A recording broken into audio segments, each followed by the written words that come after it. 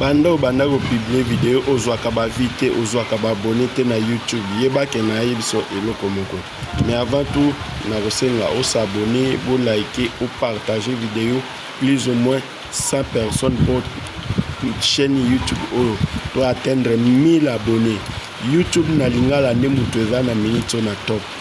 Yebake so osabone na YouTube na lingala te ozo rate makambo ebele ba artiste ebele oyo bayebani te bazoya na YouTube na lingala bazo présenter bango rapidement.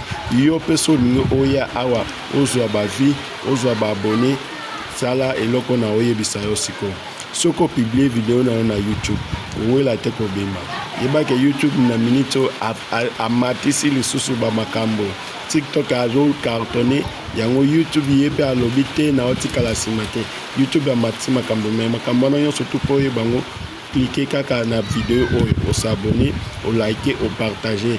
OK na video na nga mulai o eza likolo o cliquer soit na se awa o mona lien moko eza wana o landa video wana ti na suka o comprendre ndenge nini bagaya ka vi na YouTube ndenge nini bagaya ka ba abonné. Ciao.